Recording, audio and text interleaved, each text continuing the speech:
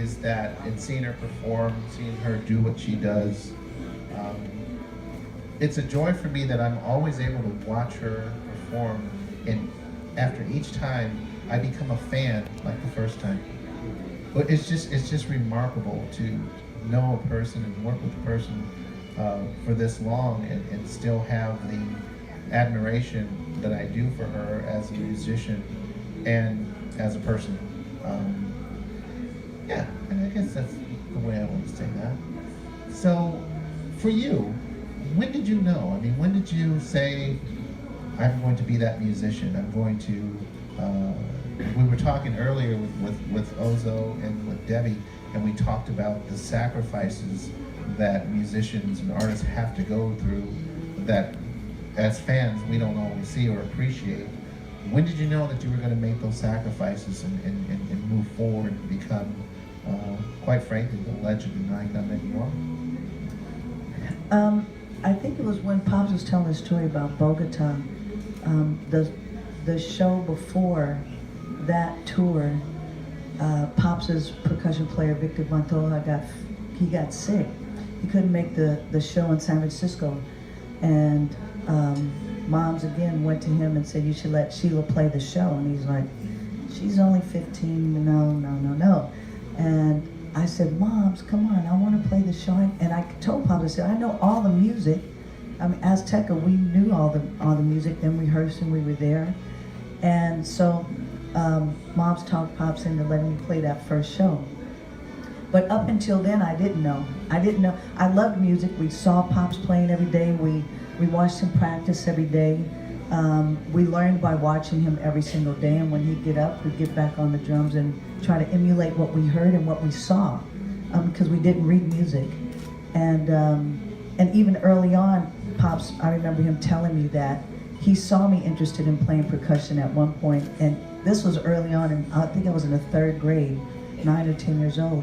And he told me, he suggested to me, he said, "You know what, I think you should go learn another instrument." And I'm like, "Okay, what?" And he said, "Violin." I'm like, "Violin? Are you kidding me? Why violin?" And he said, "Because I think that you would be great at playing violin. It's a form of percussion, but you'd be able to play in orchestras and symphonies and maybe score films." So he was thinking like big. I was in the 3rd grade. He wants me to play violin. Okay. So I took violin. As Juan said, we lived in the hood, and it was a dope hood. And all our friends were there, and it's just violin and the hood kind of didn't go together. It was kind of like, I'm gonna run home as fast as I can with this violin case, because they are gonna dog me when they see this thing. So anyway, I took violin for 5 years, and again, our ears were very good as far as picking up and emulating things that Pops had played. So then when I played violin, my ear was very quick, and my teacher would play something and I just played instantly. Like, it was very easy for me to play violin. It was so weird. So I started playing violin. When I finally got to the 8th grade, all this time, I still wasn't thinking about being a musician. I wanted to be a track star. I was an athlete like my mom was, and all her sisters, they always wanted to, they were all tomboys, and they had a bunch of brothers, and all their brothers were into sports. I don't care what it is. If it was basketball, one of them almost went pro. It was bowling, everything. Poker, if that's a tournament of a sport back then. But my mom, just like, she's the tomboy of all tomboys. She's like, we can do it. Us girls can do it. That's where I got that from. We're women. It doesn't matter. We can still do it. We can beat the guys. So in doing so, again, playing violin, I wanted to be an athlete. So my dad's dream was for me to play in the symphony, score films, and I'm thinking, I just want to win a gold medal. Is that in the same area? I mean, that was like, whoo. So I did. I wanted to be in the Olympics. I was running track, breaking all records wherever I ran in meets and everything. And I mean, I was really fast. And one day my teacher in the 8th grade said, let's start at bar 84, so something like that, right? We started to play, and she stopped everyone in the class. She said, excuse me, Sheila, can you start at bar whatever? She gave me another number, 73. And I said, yes, can you just play that for me one time? You know, that's how I went through 5 years of playing. I still didn't read music. And she said, no, I want you to start at bar 73 or whatever, and I want to hear that section of the music. So I just kind of stood there just like, I don't know what to do. And she said, can you come here for a minute? I'm like, oh, I'm in trouble. So I walked to the back of the class, and she said, excuse me, but do you know how to read music? And I said, no, not really. And she just said, but this is not even possible because no one ever caught you not reading music? Like everything you've been playing, you just, you hear it and you play it? I said, yeah. She said, yeah, but you're not reading. I said, I know, but it's just if you play it, I'll just play it back. And she said, okay, well, this is crazy. I was even offered scholarships, a great ear, but I just couldn't read at that time.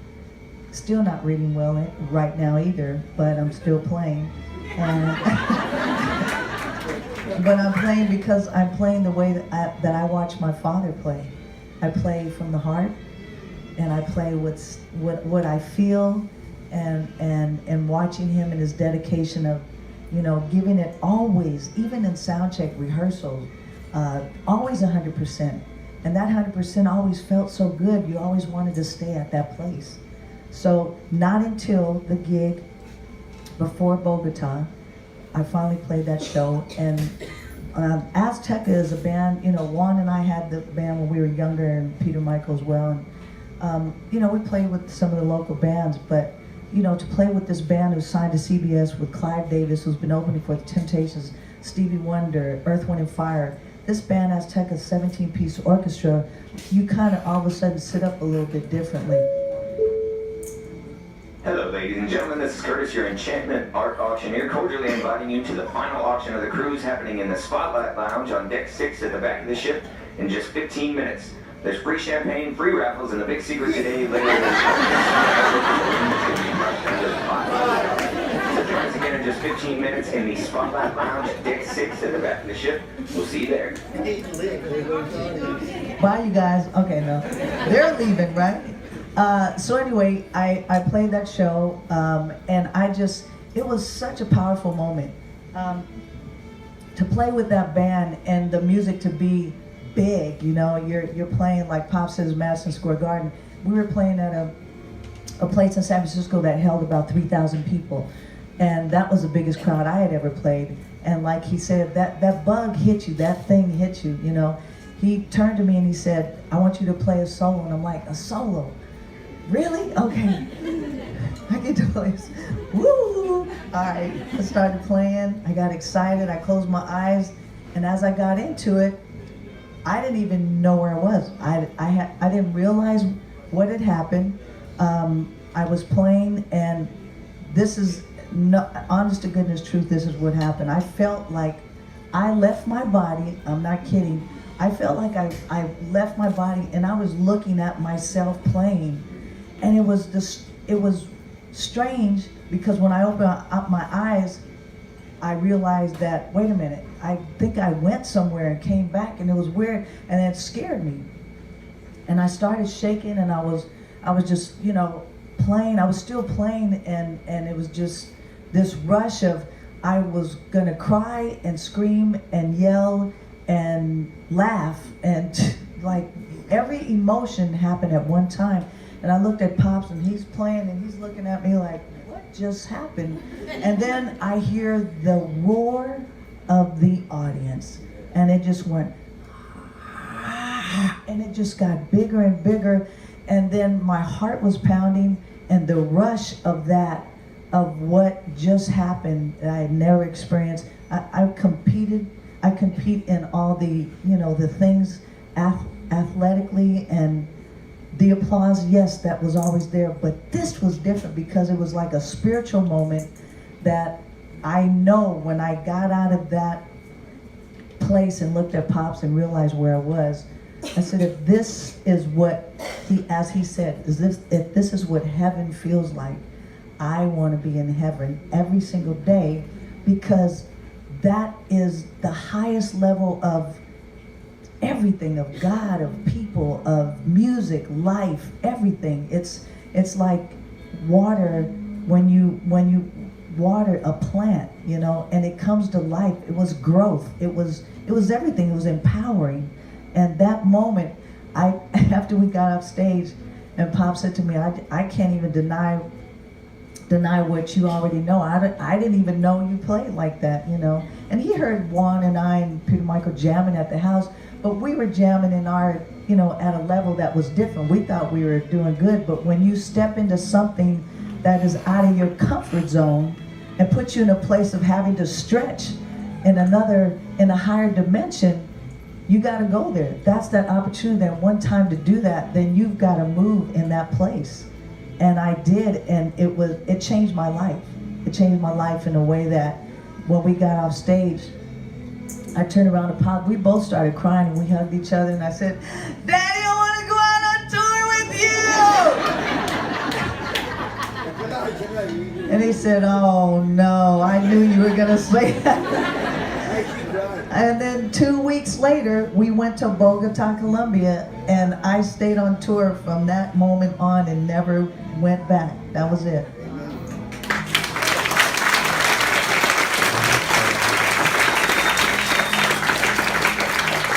Because you gave me a microphone, and no, I have good. I have a question to ask, because I've heard Pops tell how you got to Bogota, and I heard now from you again how you played that first gig. And you know, I found that it's a common thread between these two stories, and it has to do with that woman over there. Moms, you gotta come up here. I have to ask you a question. Come on. Come on, do better than that. That's mom.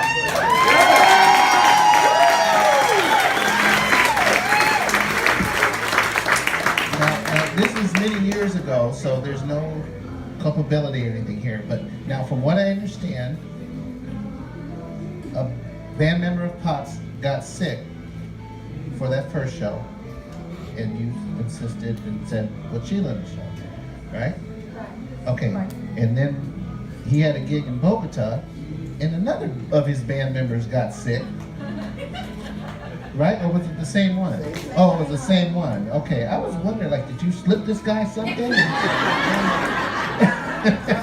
And take Sheila. Do you guys see what I mean? I mean, it's kind of like, wait a minute, the commonality is here is you and somebody in the band getting sick. But okay. Same person. All right. Okay. Well, that's you. So you kept him that sick for 2 weeks. No, It's he was, probably more than that. no, but he was one of those guys that had those bad hangovers. Oh, okay. Yeah. Good. All right. So my question, honestly, is what is it that you saw in Sheila as a musician? That she was beautiful and she looked like her mother.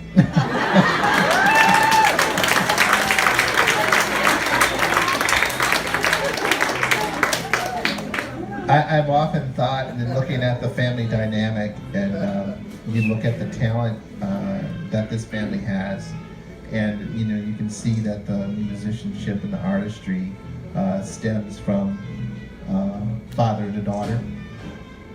But there's a whole different aspect to it that has to be taken into consideration.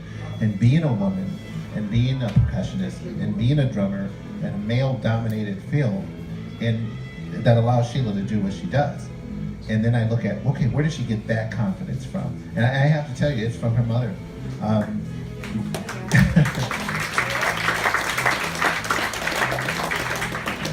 we turn down this band a little bit? I can.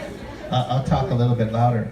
But you know, for me, being I'll say an adopted family member of sorts, or maybe I just forced myself in.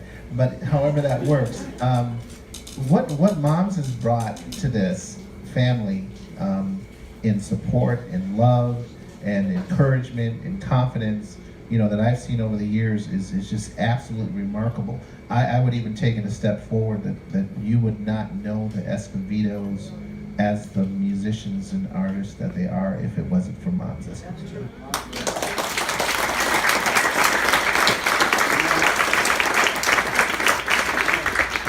So, being that mother, that loving mother, what was it that you hoped for your children? Really just to be good kids, good people, loving, caring, family, and good health, all the good stuff. The music comes after, but I just wanted them. I just wanted them to be children of our God, and just to be good to each other and keep your feet planted down. Nobody is better than you, and you're not better than anybody else. We're all human beings. We're all trying to be good people, even though sometimes we go off. I do. Somebody cuts me hard. You'll know if it was moms you cut off too, by the way. Wait, you want to know what she says when somebody cuts her off? What do you say, Mom? A-hole.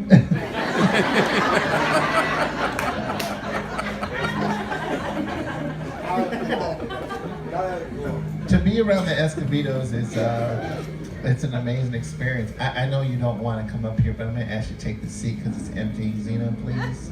Come on. Just come on.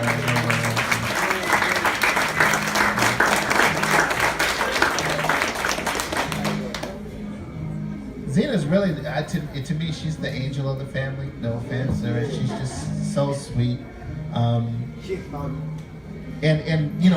talented in her own way, and just everything. There's this symbiotic relationship between the family that when you're around them and you see them perform, it's almost like they're one person.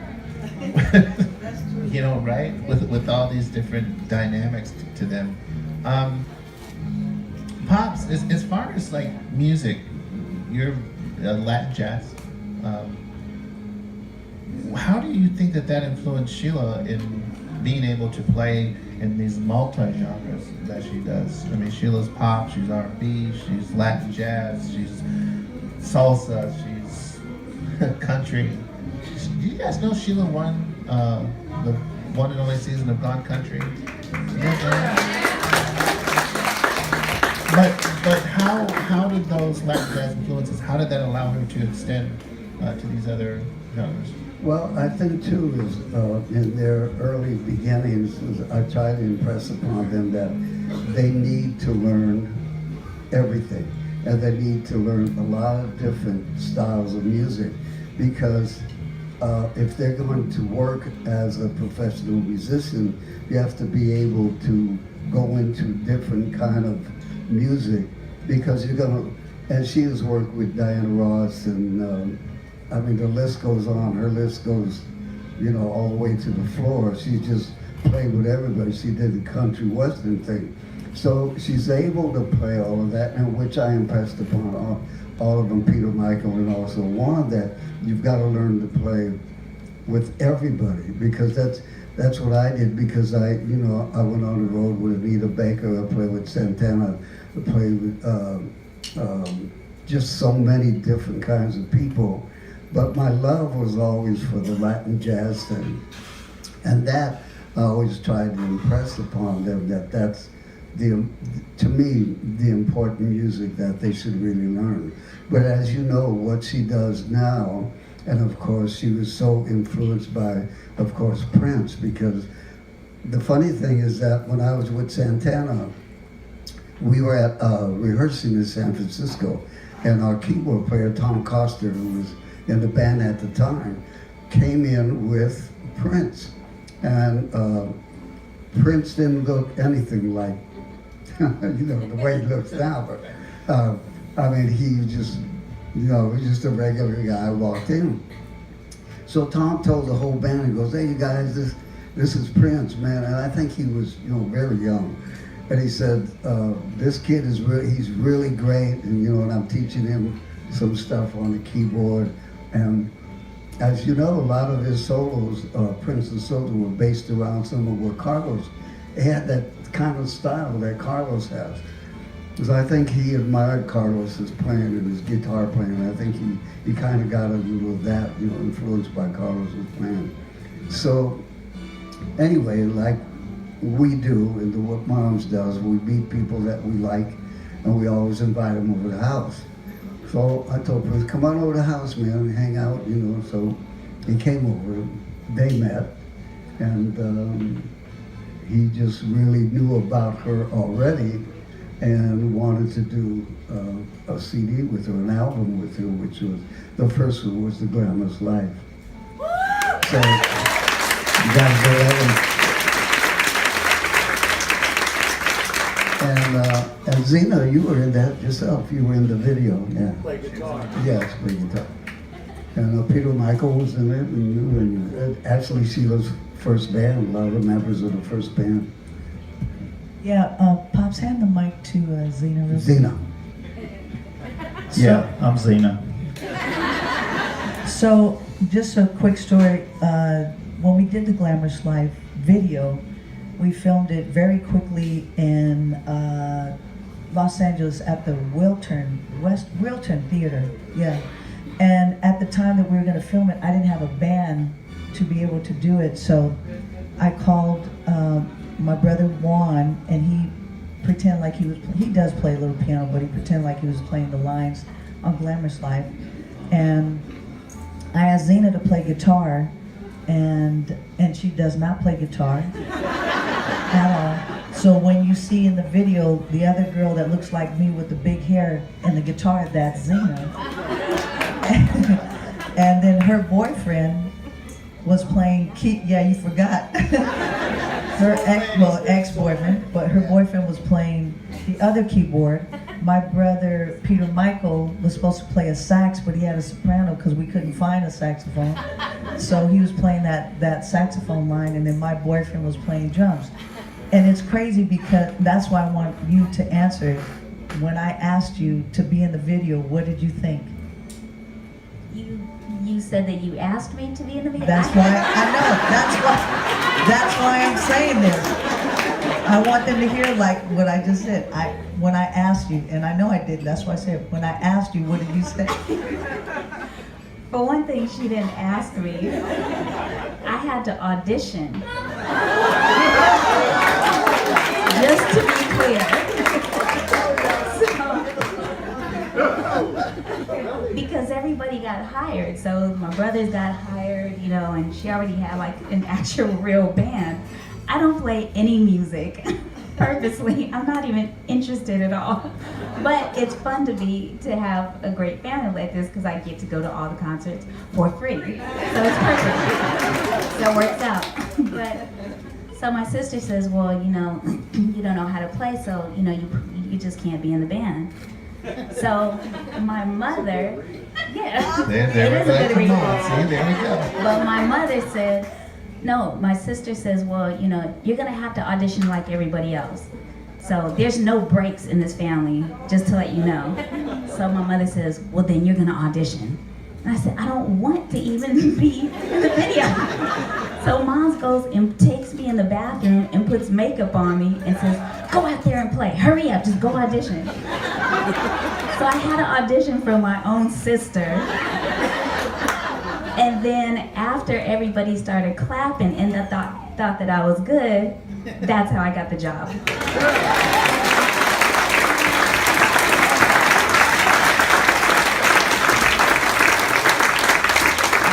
This music history. I'm going to open this up for Q&A in just a second. But you know, I want to take a second. You look at, just move this down. We look at music. We all appreciate music. You know, that's why we're here. But when you look at it and you think, what influence does it have? You know, how it impacts your life, how it impacts people's lives. You know, hey, pay attention, I'm talking. I'm making sure I'm not going to be late. I'm sorry. You're not, that's why I'm stopping now. Okay. We have time, go ahead. We have time. Now you threw me off. He was on a good. Okay, yeah, I'm good now. When you look at the impact that music has, And it's the thing about this family that I see show after show after show, wherever they go, wherever Sheila's talking, the things that she's involved in. And you say, okay, what is that legacy that the Escovedos have lent to music and to us as fans and the society? And then I look out at this, and I look out at all of you, and I look at the diversity in this audience. And Sheila and I had a talk about, you know, this year and things that are going on in the country and whatnot. And we said, you know, we're going to focus on the beauty of the diversity of our country and of people. And then this cruise comes together, and we see everybody that's here. And this is it. This is the Escovedos, you know, from everything from punk to rock to rap to white, you know, so you guys share and Hear that this was going to happen to me as far as being a professional musician. I was more interested in art than anything. I actually, I paint and have artwork. And so that was my dream of becoming an artist. All I had to do was finish school. My art teacher gave me a scholarship to go to a College of Arts and Crafts. She took me over to Kaiser & Foster Advertising Company, where I had a job as soon as I got out of school. But the strange thing happened is that I joined a small group in high school that played Latin jazz, and I was a percussion player. Actually, I started out on the saxophone, but I had only 3 lessons. I never got to the 4th lesson. So I didn't go anywhere with that. So I thought, well, you know, I know how to beat them on stuff, so I can just do that. So anyway, we were very fortunate to open for the Count Basie Orchestra in San Francisco. We were just young people, still in high school. And once that happened to me, it just felt like, this is it. This is heaven right here. To play in the nightclub, people applaud, just the whole vibe of it was, and come on, the Count Basie Orchestra, come on now, that's like, wow. So for us, it was quite a thrill and quite an experience, and that was the start for me. I said, this is it. This is what I want to do. So I put the scholarship aside. I put the art school, I put everything aside to play music. And so my brother, Coke, and my brother Phil, my brother Bobby, we all wanted to play music, and we were very fortunate enough to meet Tito Puente. I met Tito when I was 18 years old, and Coke and I used to go to this club in San Francisco where Tito came to play, and so we met Willie Bobo, we met Bongo Santa Maria, all the guys in the band, and we just became friends right away, right away. We told Tito that we were just aspiring musicians. We wanted to play, we wanted to learn as much as we could, you know, and he just was so kind to us that he took us in like we were his, you know, his family.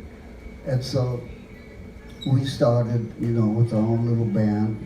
We called it the Escovedo Brothers, and we played all over the Bay Area, San Francisco, Oakland. We opened a lot of clubs, but we closed a hell of a lot of clubs. But we had so much fun, and then we eventually, Coke had got hired in the Santana band and went off on the road. Well, when he came back, he told me that Carlos wanted me to come and join the band. So I said, well, when do I start? He goes, well, as soon as we go to New York, you're going to start. So I said, well, do we get to rehearse and stuff? He goes, no, you're just going to start playing with Carlos in New York. He said, I have a tape of the music of the show, so on the flight, you listen to it, and then when we get to New York, we just start playing. I said, cool. So we get to New York, I was all excited. And lo and behold, we play at Madison Square Garden. Now check it out. I played every small dive in the Bay Area. I had no idea what a crowd was in Madison Square Garden. So I walk out there to play in the band, and I'm just totally thrown away. I mean, it was amazing. Just what a thrill to be there. And so I stayed with the band for 4 years. We traveled all over the world, had a lot of fun, played a lot of music, played with a lot of great people. And on our return back, Coke said, one day he came in over to my house and said, why don't we start a band again? I said, cool. He said, well, what should we call it? And I said, well, I always liked the name Azteca. So I said, why don't we just call the band Azteca? So we said, all right, we'll do that. So we called all the best guys we knew and the musicians we had played with. Before we knew it, we had a 17-piece band. And that band was so enjoyable. We had such a lot of great musicians, and we started out by opening up for Stevie Wonder. We opened up for the Temptations. We made 2 albums, which were on CBS Columbia, which are considered, I guess, collector's items, because they're only 2 albums that we did. The first one, Azteca, the second, Pyramid of the Moon. And those albums still hold up today. The music just never got old, which is really something. Tell them who played guitar in Azteca. Well, there were a lot of people. There was Neil Sean, of course, on guitar, that later joined Carlos.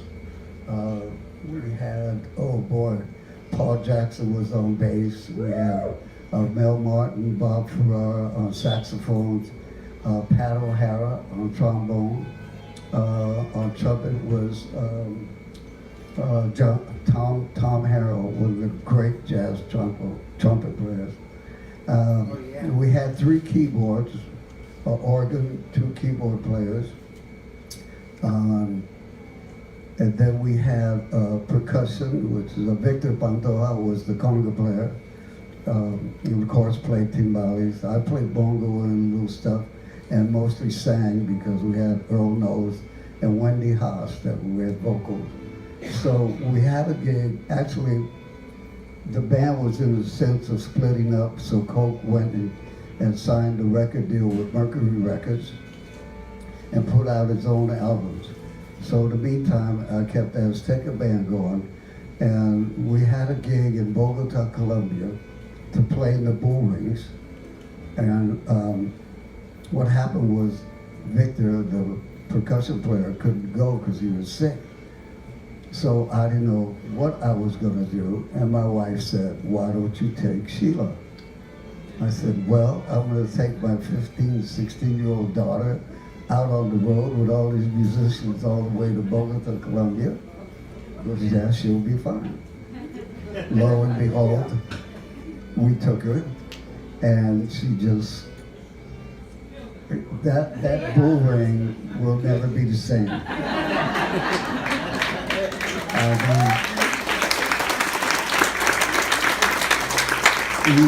Even the bulls had to sit back and just watch her as she did. I'm telling you, she tore it up, and from then on, the rest is history with Sheila, of course. So, and the boys, you know, growing up, they of course were in sports, and they were just chasing girls.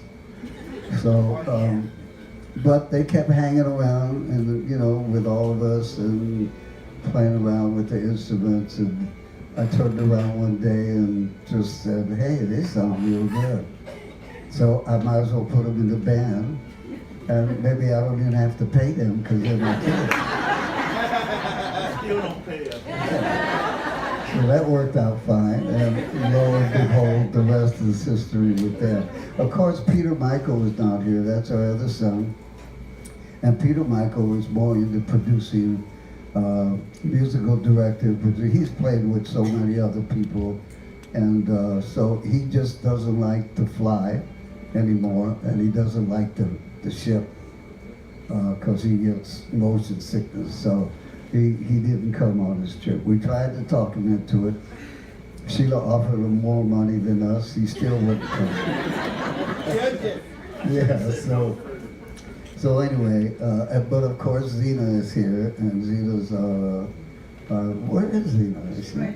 Oh, hi Zena. That's Zena. Stand up so they can see who this beautiful young lady is.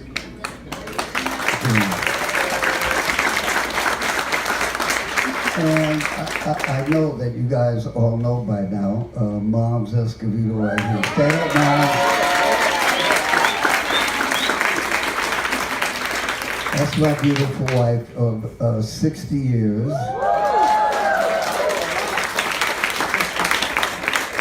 We've been married 4 times now. The first time, we didn't know any better. Second time, we were stupid. The third time, we were blessed. And the 4th time, it was like,